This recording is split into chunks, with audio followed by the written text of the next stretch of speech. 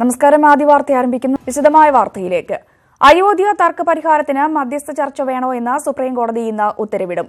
ചർച്ചയ്ക്ക് അനുകൂലമാണ് കോടതി തീരുമാനമെങ്കിൽ ഇതിനായി സുപ്രീംകോടതി മുൻ ജഡ്ജിമാരെ ചുമതലപ്പെടുത്തും. സുപ്രീംകോടതി ചീഫ് ജസ്റ്റിസ് ആയിരുന്ന ദീപക് മിശ്ര, JS കെഹാർ ഉൾപ്പെടെയുള്ളവരുടെ പേരുകൾ കക്ഷികൾ നിർദ്ദേശിച്ചിട്ടുണ്ട്. പതിറ്റാണ്ടുകളായി തുടരുന്ന അയോധ്യ തർക്കഭൂമി കേസിൽ കോടതിക്ക് പുറത്തുള്ള സമവായ സാധ്യത ഒരിക്കൽ കൂടി പരിഗണിക്കുമോ എന്നാണ് ഭരണഘടനാ ബെഞ്ച് വ്യക്തമാക്കുക. മതപരവും വൈകാരികവുമായ വിഷയമായതിനാൽ മധ്യസ്ഥ ചർച്ചയിലൂടെ മാത്രമേ പ്രശ്നപരിഹാരം സാധ്യമാകൂ എന്നാണ് ഭരണഘടനാ ബെഞ്ചിലെ പൊതുനിലപാട്. കേസിൽ ഇരുഭാഗങ്ങളുടെയും വാദം കേട്ട ശേഷമാണ് ഉത്തരവ്. രാംലല്ലയും നിർമോഹി അഖാഡയും ഉത്തർപ്രദേശ് സർക്കാരും ചർച്ചകളെ ശക്തമായി എതിർത്തപ്പോൾ മുസ്ലിം കക്ഷികൾ പിന്തുണച്ചു. എതിർപ്പുകൾ അവഗണിച്ച് ചർച്ചയ്ക്ക് ഭരണഘടനാ ബെഞ്ച് ഉത്തരവിടുമോ എന്നാണ് അറിയേണ്ടത്. ചർച്ചയ്ക്ക് നേതൃത്വം നൽകാൻ ഹിന്ദു മഹാസഭ മുൻ ചീഫ് ജസ്റ്റിസുമാരായ ദീപക് മിശ്ര, JS കെഹാർ, മുൻ സുപ്രീംകോടതി ജഡ്ജി AK പട്നായിക് എന്നിവരുടെ പേരുകളാണ് സമർപ്പിച്ചത്. നിർമോഹി അഖാഡ മുൻ ജഡ്ജിമാരായ കുര്യൻ ജോസഫ്, GS സിംഗ്വി എന്നിവരെ നിർദ്ദേശിച്ചു. മധ്യസ്ഥ ചർച്ചയ്ക്ക് അനുകൂലമാണ് കോടതി തീരുമാനമെങ്കിൽ നേതൃത്വം നൽകാൻ ഒരു മുൻ ജഡ്ജിയെയോ ഒരു സംഘത്തെയോ നിയമിച്ചേക്കും.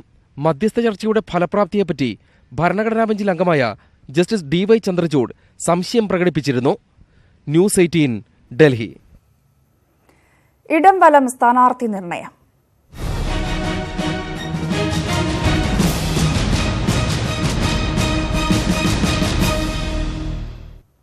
ലോക്സഭാ തെരഞ്ഞെടുപ്പിൽ കോൺഗ്രസ് അധ്യക്ഷൻ രാഹുൽ ഗാന്ധി അമേഠിയിലും സോണിയാഗാന്ധി റായ്ബറേലിയിലും മത്സരിക്കും. ഇതടക്കം 15 മണ്ഡലങ്ങളിലേക്കുള്ള കോൺഗ്രസിന്റെ ആദ്യഘട്ട സ്ഥാനാർത്ഥി പട്ടിക പ്രഖ്യാപിച്ചു. മുൻ കേന്ദ്രമന്ത്രിമാരായ സൽമാൻ ഖുർഷിദ് ഫറൂഖാബാദിലും RPN സിംഗ് കുശിനഗറിലും മത്സരിക്കും. ഉത്തർപ്രദേശ്, ഗുജറാത്ത് സംസ്ഥാനങ്ങളിലെ 15 മണ്ഡലങ്ങളിലെ സ്ഥാനാർത്ഥി പട്ടികയാണ് കോൺഗ്രസ് തെരഞ്ഞെടുപ്പ് കമ്മിറ്റി പ്രഖ്യാപിച്ചത്. പ്രിയങ്ക ഗാന്ധി റായ്ബറേലിയിൽ മത്സരിച്ചേക്കുമെന്ന അഭ്യൂഹങ്ങൾക്ക് വിരാമമിട്ടാണ് സോണിയാഗാന്ധി തന്നെ മത്സരിക്കുമെന്ന പ്രഖ്യാപനം. 5ാം തവണയാണ് സോണിയാഗാന്ധി റായ്ബറേലിയിൽ നിന്നും ജനവിധി തേടുന്നത്. കോൺഗ്രസ് അധ്യക്ഷൻ രാഹുൽ ഗാന്ധി അമേഠിയിൽ മത്സരിക്കും. രാഹുൽ ഗാന്ധിയുടെ 4ാം അംഗമാണിത്. BJP സ്ഥാനാർത്ഥിയായി സ്മൃതി ഇറാനി റായ്ബറേലിയിൽ മത്സരിക്കുമെന്ന് ഉറപ്പായിട്ടുണ്ട്. മുൻ കേന്ദ്രമന്ത്രി അനു ടാണ്ടൻ ഇന്നാവോയിൽ നിന്നും മത്സരിക്കും. ഗുജറാത്തിലെ ആനന്ദ് മണ്ഡലത്തിൽ നിന്ന് ഭാരത് സിംഗ് M സോളങ്കി ജനവിധി തേടും. BJP സ്ഥാനാർത്ഥി പട്ടിക പ്രഖ്യാപിക്കുന്നതിന് മുമ്പെയാണ് കോൺഗ്രസ് പട്ടിക പുറത്തിറക്കിയിരിക്കുന്നത്. തെരഞ്ഞെടുപ്പ് തീയതി പ്രഖ്യാപനം വരുന്നതിന് മുമ്പ് മറ്റ് സ്ഥാനാർത്ഥികളെ കൂടി പ്രഖ്യാപിച്ച് പ്രചാരണത്തിൽ മുൻകൈ നേടാനാണ് കോൺഗ്രസ് നീക്കം. ന്യൂസ് 18 ഡൽഹി. മുസ്ലിം ലീഗിന്റെ 3ാം സീറ്റ് ആവശ്യത്തിൽ ഇന്ന് അന്തിമ തീരുമാനമുണ്ടാകും. കോൺഗ്രസും മുസ്ലിം ലീഗും തമ്മിലുള്ള അവസാനഘട്ട ചർച്ച ഇന്ന് കോഴിക്കോട് നടക്കും. രാവിലെ 10 മണിക്ക് കോഴിക്കോട് ഗസ്റ്റ് ഹൌസിൽ നടക്കുന്ന ചർച്ചയിൽ ഇരു പാർട്ടിയിലെയും മുതിർന്ന നേതാക്കൾ പങ്കെടുക്കും. കഴിഞ്ഞ ദിവസം നടന്ന ചർച്ചയിൽ സീറ്റ് നൽകാനാവില്ല എന്ന് കോൺഗ്രസ് നേതാക്കൾ ലീഗിനെ അറിയിച്ചിരുന്നു. വിഷയം പാണക്കാട് നടന്ന ലീഗ് ഉന്നതാധികാര സമിതിയിൽ അവതരിപ്പിച്ചുവെങ്കിലും ഉപാധികളിൽ ഉറപ്പുവേണമെന്ന ആവശ്യമുയർന്നതോടെയാണ് വീണ്ടും ചർച്ച. സീറ്റ് വിഭജന ചർച്ചകൾ പൂർത്തിയാക്കാൻ ഇടതുമുന്നണി യോഗം ഇന്ന്. 16 സീറ്റിൽ CPM-ഉം 4ഇടത്ത് CPI-യും മത്സരിക്കുമെന്ന യോഗത്തിൽ ഘടകകക്ഷികളെ ഔദ്യോഗികമായി അറിയിക്കും. സീറ്റില്ല എന്ന് മുന്നണി നേതൃത്വം അറിയിച്ചാൽ ഉടൻ ജനതാദൾ S യോഗം ചേർന്ന് തുടർ നടപടികൾ ചർച്ച ചെയ്യും. പൊന്നാനി മണ്ഡലത്തിലെ സ്ഥാനാർത്ഥിയെ തീരുമാനിക്കാൻ CPM പൊന്നാനി മണ്ഡലം കമ്മിറ്റി യോഗവും ഇന്ന് നടക്കും. ലോക്സഭാ തെരഞ്ഞെടുപ്പിൽ CPM-ഉം CPI-യുമായി സീറ്റ് പങ്കിട്ട വിവരം ഇന്നത്തെ യോഗത്തിൽ മുന്നണി നേതൃത്വം ഔദ്യോഗികമായി ഘടകകക്ഷികളെ അറിയിക്കും. പരമാവധി സീറ്റുകളിൽ വിജയം ഉറപ്പാക്കാൻ ഇതല്ലാതെ മറ്റു വഴി ഇല്ലെന്നാകും സീറ്റ് പങ്കിടലിനുള്ള ന്യായീകരണം. 10 പാർട്ടികളുള്ള മുന്നണിയിൽ ജനതാദൾ S ഒഴികെയുള്ള കക്ഷികൾക്കൊന്നും കാര്യമായ പ്രതിഷേധമുണ്ടാകില്ല. കോട്ടയമോ കോട്ടയത്തിനു പകരം എറണാകുളമോ വേണമെന്നായിരുന്നു അവരുടെ ആവശ്യം. 2 സീറ്റിലേക്കും CPM സ്ഥാനാർത്ഥികളെ തീരുമാനിച്ചു കഴിഞ്ഞ സാഹചര്യത്തിൽ JDS-ന് പ്രതീക്ഷയ്ക്ക് വകയില്ല. സീറ്റ് നിഷേധത്തിനെതിരെ സൗഹൃദ മത്സരത്തിലൂടെയെങ്കിലും മറുപടി നൽകണമെന്ന അഭിപ്രായവും ജനതാദളിലുണ്ട്.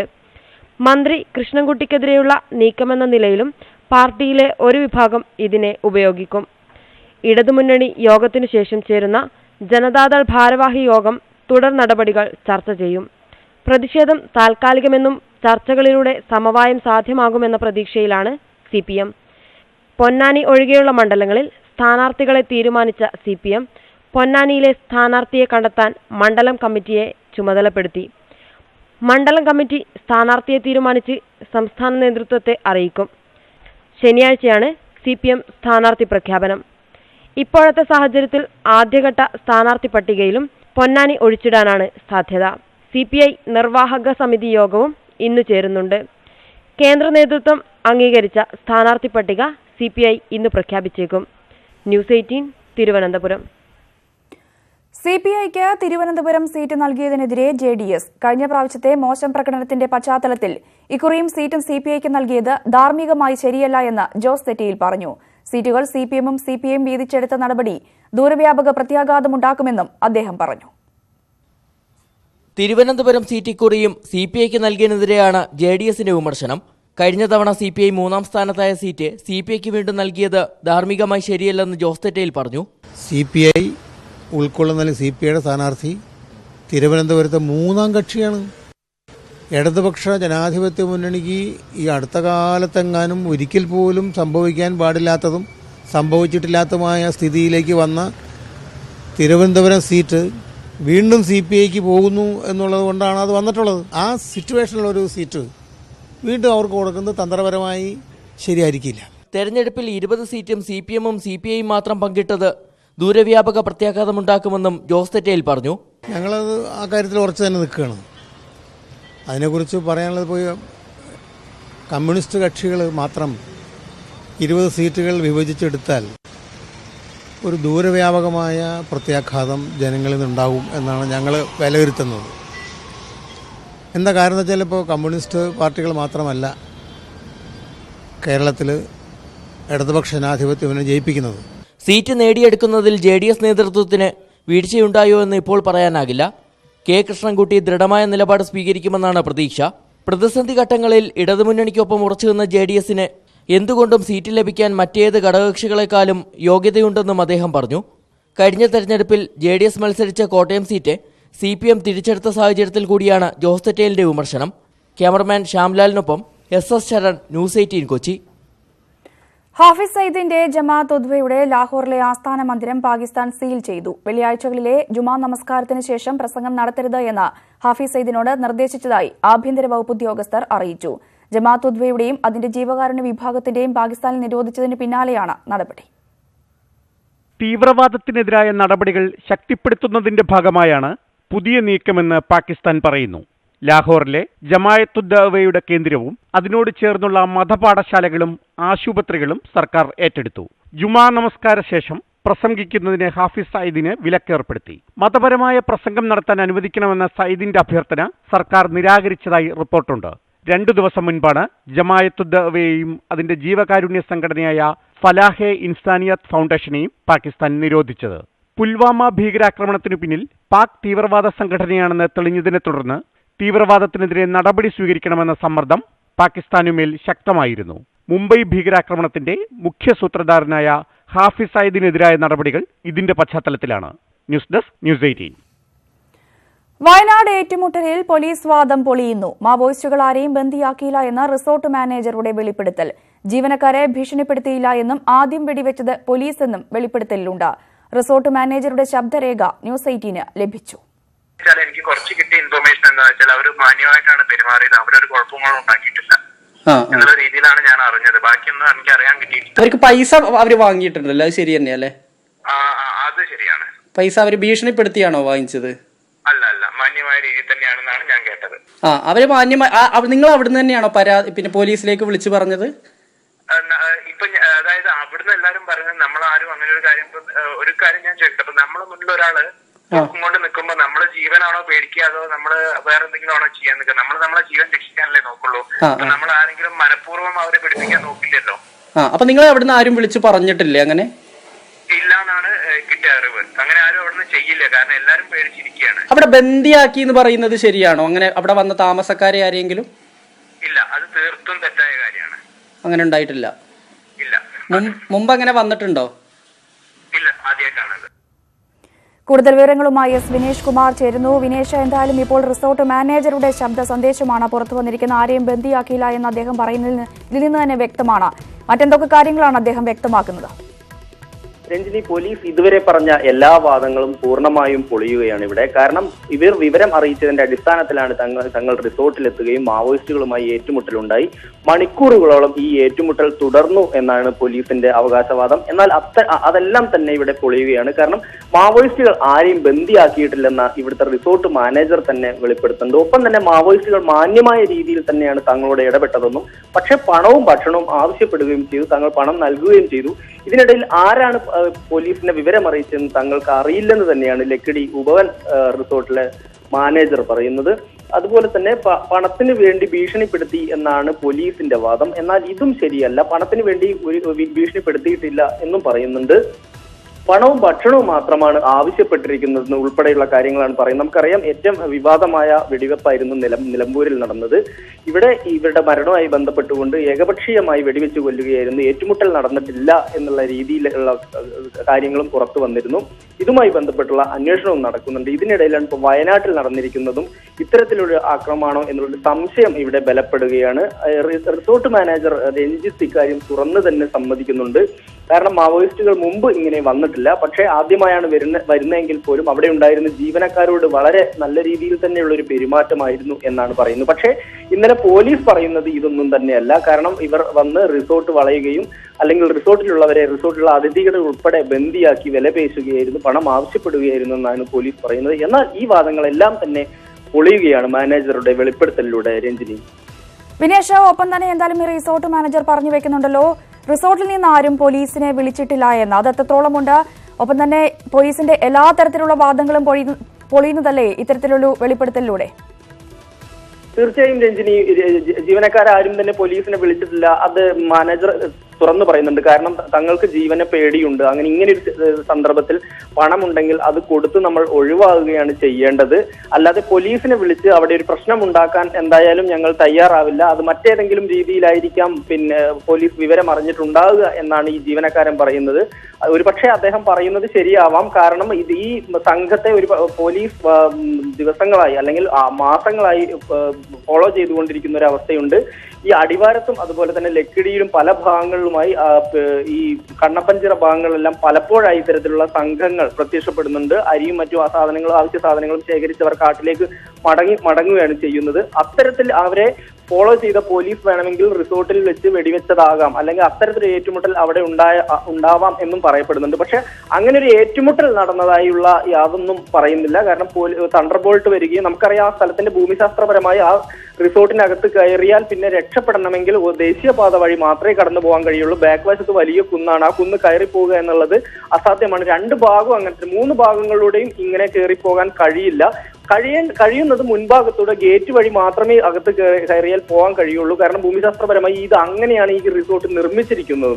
അതുകൊണ്ട് തന്നെ പോലീസ് പറയുന്നത് കാട്ടിലേക്ക് ഓടിക്കേറി എന്ന് പറയുന്നത് ഉൾപ്പെടെയുള്ള കാര്യങ്ങൾ ഇനിയും വിശ്വസനീയമാണോ എന്നുള്ളത് ആണ് സംശയിക്കേണ്ടിയിരിക്കുന്നു. കാരണം വനത്തിൽ ഒരു ഭാഗത്തൂടെ അവർക്ക് രക്ഷപ്പെടാൻ കഴിഞ്ഞു എന്നുള്ളത് ശരിയാണെങ്കിൽ പോലും മറ്റുള്ളവർ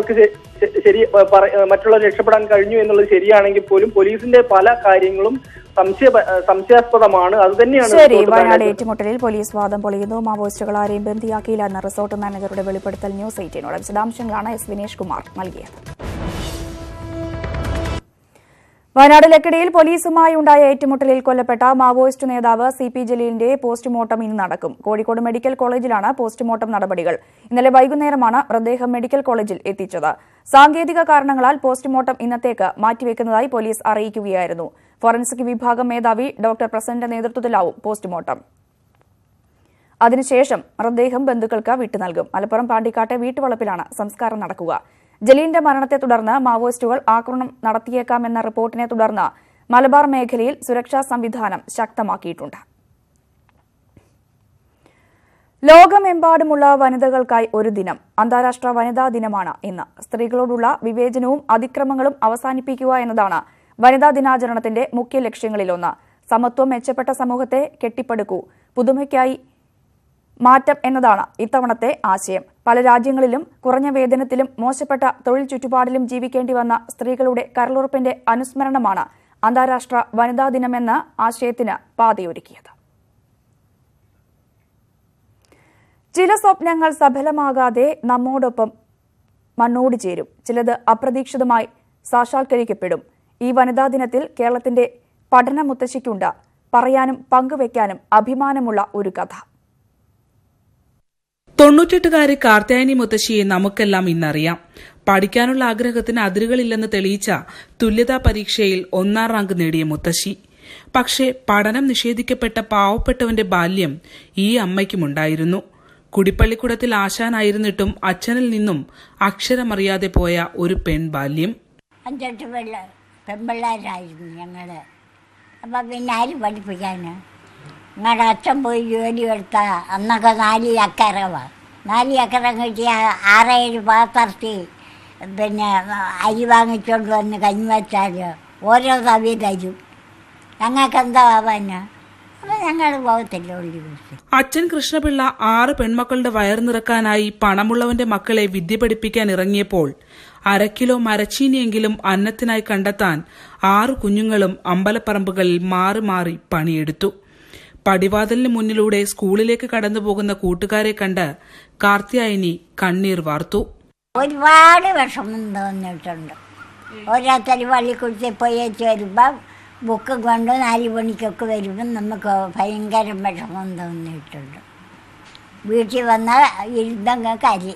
ഒടുവിൽ ബാല്യത്തിന് തുല്യമായി വാർദ്ധക്യമെത്തിയപ്പോൾ കാലം കടം വീട്ടിയതുപോലെ കാർത്യായനി മുത്തശ്ശി ലോക വിദ്യാഭ്യാസ ചരിത്രത്തിന്റെ നെറുകയിൽ മുത്തമിട്ടു. ബ്രിട്ടീഷുകാരെ മുട്ടുകുത്തിക്കാൻ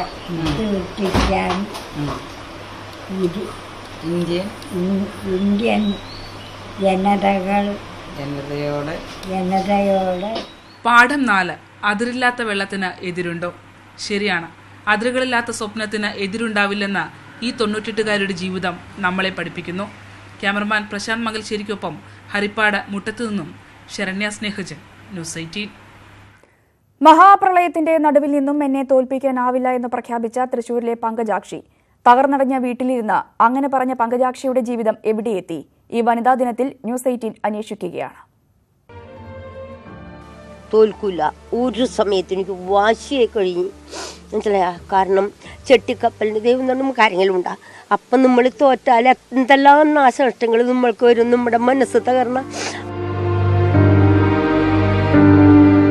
പ്രളയ ദുരിതത്തിൽ നിന്ന് കരകയറാനാകാതെ നാട് നെട്ടോട്ടുമോടുമ്പോഴാണ് പങ്കജാക്ഷിയെ ഞങ്ങൾ വീണ്ടും അന്വേഷിച്ചത്. മഹാപ്രളയത്തിൽ നഷ്ടപ്പെട്ടതിനെ ഓർത്ത് മനസ്സ് തകരരുതെന്ന് പറഞ്ഞ ആ വൃദ്ധ ഇതാ ഇവിടെ ഇങ്ങനെ. ദുരിതം കൊണ്ട് കരയണേ ഞാൻ എന്ന് തളർന്നുപോയി. ഞാൻ തളരൂല. തളരാൻ വേണ്ടിയിട്ട് ഞാൻ ജീവിക്കില്ല. കഷ്ടപ്പെട്ട് ജീവിച്ച് മുന്നേറാൻ ജീവിക്കുള്ളൂ.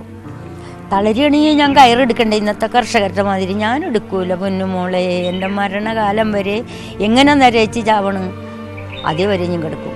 വെള്ളപ്പാച്ചിലിൽ തകർന്ന അടുക്കളയും കുളിമുറിയും പുനർനിർമ്മിച്ചു കഴിഞ്ഞിരിക്കുന്നു. വീടിനി വെള്ളഭൂഷണം. മനോധൈര്യവും കഠിനാധ്വാനവും കൈമുതലാക്കി പങ്കജാക്ഷി പ്രളയത്തെ അതിജീവിച്ചിരിക്കുന്നു. ഒപ്പം സഹോദരിയുടെ കിടപ്പുരോഗിയായ ഭർത്താവിനെ സംരക്ഷിക്കുകയും ചെയ്യുന്നു. നിങ്ങൾക്ക് തന്നെ കണ്ടതാണല്ലോ, ചിങ്ങമാസത്തിലത്തെ ഒരു ഓണത്തിൻ്റെ അന്ന് ഞാൻ റോട്ടിൽ വെള്ളത്തിലിട്ട് എൻ്റെ കാലില്ലാത്ത ചേച്ചിക്ക് ഞാൻ കഞ്ഞി വെച്ച് കൊടുക്കണം. അത് ഒരെണ്ണം പോയപ്പോ അതേ വേറെ ഒരെണ്ണം, അതും കാലില്ല. എന്നിട്ട് ഞാൻ തോൽക്കണ്ട. അപ്പൊ ദൈവവും തോൽപ്പിച്ചാലും ഞാൻ തോൽക്കൂല എന്നും മനസ്സിലായി കഴിഞ്ഞ്. എനിക്ക് മനസ്സിലായി.